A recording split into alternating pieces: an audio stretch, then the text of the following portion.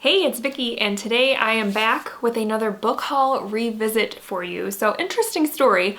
I typically do book hauls around my birthday because usually I get books for my birthday. And usually that is like my first book haul of every year.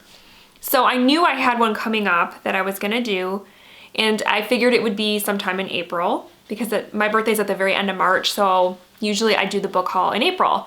So I went and looked at my past videos, and it turns out that I had a book haul in both March of 2021 and April of 2021. So I was buying books like crazy 2 years ago. So I'm gonna be doing the March one today, and then I'll do the April one next month so that I can kind of spread them out a little bit. So for any of you that aren't aware of what I'm talking about, I do this series on my channel where I go to past book haul revisits, and I basically kind of watch the video and see which of the books I hauled I have read, which ones I haven't read, and then if there are any that I haven't read, I pick one of those unread books from the pile and put it on my next month's TBR. And then if I have read all of the books, which has happened one time, I pick a book that was on a previous book haul revisit because I kind of keep those books sort of grouped together on my bookshelf. So I will pick one of those in the event that I have read all the books in the book haul. So like I said, today I'm going back to March of 2021. So let's see what I hauled and what I've read and what I haven't read.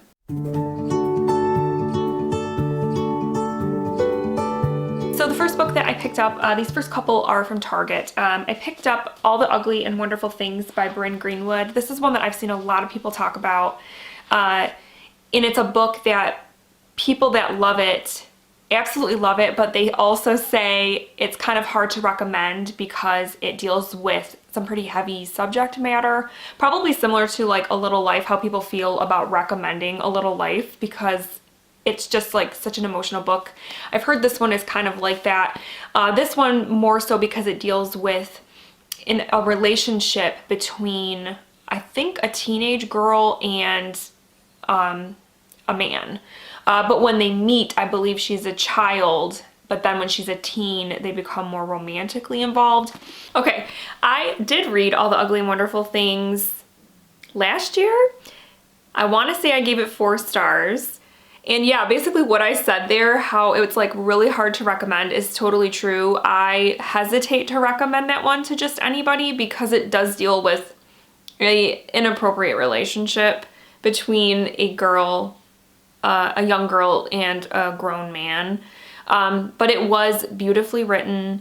It is one of those books though that just lives in the gray and makes you think a lot.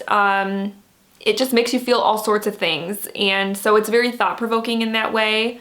I did give it 4 stars, but again, like I said, it's not one I would just readily recommend to just anybody. So that is one for the red pile, yay! And then kind of in the same vein, I also picked up My Dark Vanessa by Kate Elizabeth Russell. This is another one people have mostly raved about that I have seen. It also deals with an inappropriate relationship between a teenage girl and one of her teachers. But I believe this one, it is more her as an adult, I think, reflecting on that relationship and realizing just how messed up it was.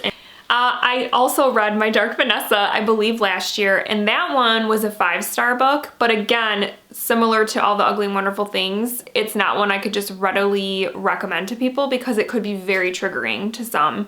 But that one, I just really loved Vanessa's voice because the story is told through her eyes, and so you get a sense of the 2 sort of versions of her in that book. The teenage version who is like falling for this teacher and having this very inappropriate relationship with him, and then also like grown-up Vanessa who is having to deal with the repercussions like emotionally of that relationship and coming to terms with just how inappropriate and bad it was. And so it was just so well written, so well done. I loved it. I gave it 5 stars. And then the last one that I picked up from Target is a fairly new release that I was really excited to hear about. I first heard about it the Books in the Freezer podcast, and they're kind of like upcoming books for 2021. And this one's called Good Neighbors by Sarah Langan. And this is kind of I guess it's kind of a thriller,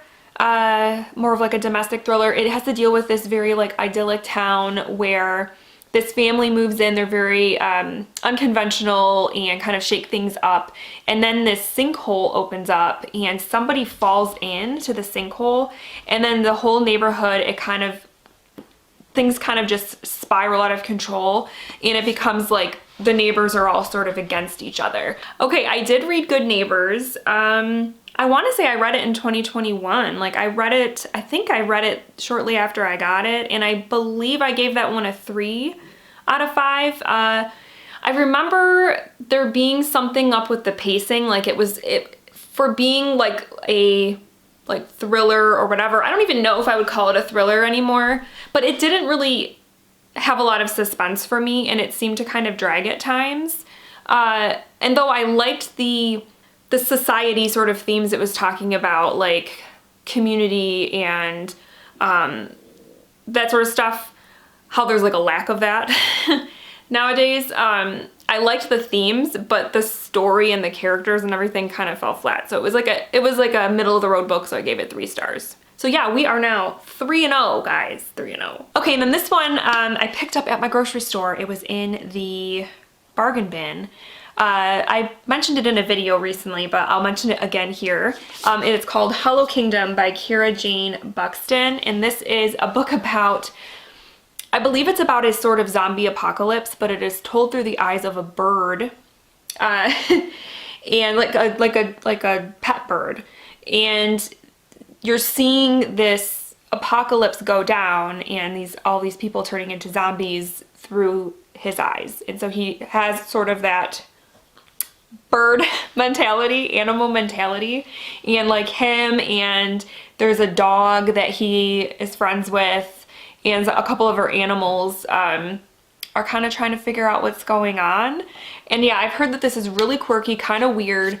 I have been warned also that there is some like animal violence in here, violence against animals in here, but I still really want to read it because it just sounds so weird.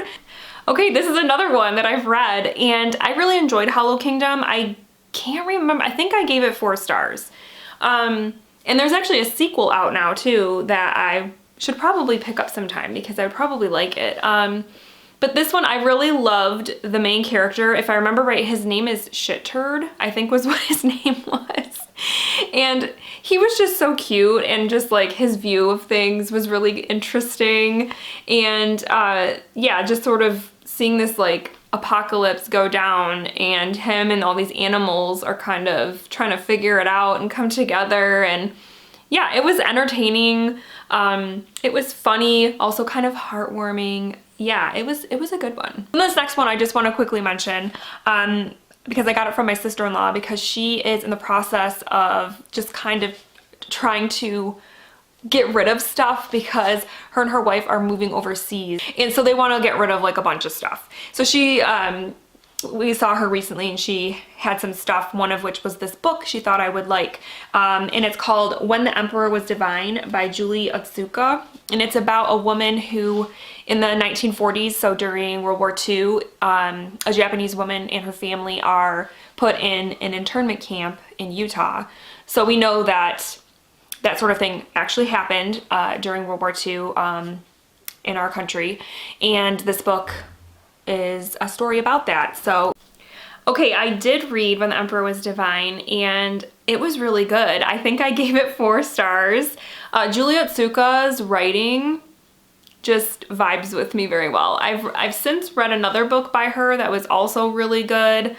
Yeah, this one, it was very, it's hard to describe. Like, the writing was straightforward, but also just kind of quiet, and she didn't really shove anything down your throat. She just showed you what was going on in these camps and with this family, and you just kind of made your own opinions and stuff based on like what she showed you, and it was just really well done. It was very powerful. I would highly recommend that one. Yeah, 4 stars. So yeah, guys, I am 5-0 right now. This is great. Okay, so then the last few books that I got were from Second and Charles. The first one is a classic that I really want to read this year, and that is Villette. Is it Villette or Valet? I think it's Villette. I don't know. Anyways, it's by Charlotte Bronte, and it's about a woman who goes to Villette to become an English teacher at an all-girls school, and the challenges that she sort of faces there. And I hear that this one is very close to Charlotte Bronte's real life experience, that she did a similar thing. So yeah, all right guys, we have one that I haven't read. I have not read Villette, but I still really want to, because I read Jane Eyre, it has to have been like over 5 years ago now. And I love that book. It was a 5-star book, and I've been wanting to read more Charlotte Bronte since and haven't. And that's why I picked this book up. And yeah, obviously I haven't read it yet. So I still want to read it though, but that is one for the unread pile. So the next one that I picked up from Second and Charles is The House with a Clock in Its Walls by John Bellairs. And this is one that I picked up because Richard Denny, who has a YouTube channel, I can't remember what his YouTube channel is now because he changes the name of it a lot, but he's a huge fan of John Bellairs, and so I've heard him talk about him quite a bit. And this one also was made into a movie recently, and it's about an orphan who goes to live with his uncle and in this old house, and discovers that his uncle and his uncle's neighbor are witches, and they start to kind of mess around with magic. He starts to kind of mess around with it and learn about it. And he accidentally awakens this ghost in the house. And the ghost used to live in the house and had created this clock piece into the walls of the house that can somehow like end mankind or something like that. I don't know. So then they have to kind of like save the world. Okay, that's another one that I haven't read yet. It's funny though, I had that one because I grouped together all my middle grade books for middle grade March. And that was one of them that I had on my TBR that I hadn't read yet. And I had it over there on my cart, and it was getting to be the end of the month, and I almost picked it up and started it. And then I didn't. I ended up reading something else. So yes, I have not read that one, but it's definitely one that I still want to check out. So we are now 5 read, 2 unread. And then the next one that I got is the 5th volume. Yes, the 5th volume in the American Vampire graphic novel series. I have not read volume 4 yet. I don't have volume 4 yet, but I picked up volume 5 because it was a used copy. It was a really good deal. So I figured I know I'm gonna read volume 4 and then I'll go to volume 5. But so this one I have no idea what it's about because I haven't read volume 4 yet. But this is the series that basically is about a new sort of breed of vampires that are created in America. And each volume kind of takes you through a different era of the country. So volume 3 was World War II. So it didn't actually take place in America. It was over in Europe, but still it dealt with Americans going over there. So this one I have no idea. I think volume 4, judging by the cover of volume 4, I'm guessing that one is like the 50s. So I have no idea what this one is, but okay, I did read volume 5 of American Vampire. I actually just read it last fall during series September, and I decided after reading volume 5 that I was gonna like break up with the series because I didn't really enjoy volume 4 and 5 all that much. The series had kind of started to just lose me. So I don't remember if I gave this a 2 or a 3 star, but it definitely was like the one where I decided I'm not gonna read this series anymore. So yeah. And then the last one I picked up, I was so excited to find because I read the first book in this series like a year or 2 ago. It might have been 2019 when I read the first one, but I really, really liked it. And this is a big, long series. And so when I came across the second book used at Second and Charles, I had to get it. And this is Pray for Silence by Linda Castillo. This is the, like I said, second book in the Kate Burkholder, I think is her last name. Yeah, Kate Burkholder detective series. And what makes this series kind of interesting is that Kate, our main character, is a detective who was once Amish and lived in like an Amish community, left the community became a cop and all that. And then now she is back in the area where she is like the chief of police or the detective is amongst the Amish people. So she has sort of this weird kind of relationship with the community because she was once a part of it, but then left. So I don't remember. The first one, there was a series of murders going on and she was trying to figure out what was going on. In this one, I think an entire family of 7 people is found murdered in their home. And then she's trying to find out who killed them and why. Okay, another one I haven't read. I haven't read Pray for Silence, but again, that was one that I put on my series September like stack, because I kind of did a similar thing. I grouped all of my series books together and was hoping to get through as many as I could, and I did not get to Pray for Silence. But I was thinking about maybe saving that one for one of the buzzword reading challenges, because I think later on in the year, silence or silent or something is one of the buzzwords, but I don't know, maybe not. But regardless, I have not read it. So we are now 6 read, 3 unread. All right, so we had 3 unread books in this book haul. We had Valette by Charlotte Bronte. We had The House with a Clock on Its Walls by John Bellairs. And then we had Pray for Silence by Linda Castillo. So I think right off the bat, I'm going to eliminate House with a Clock on Its Walls only because I just read a ton of middle grade last month.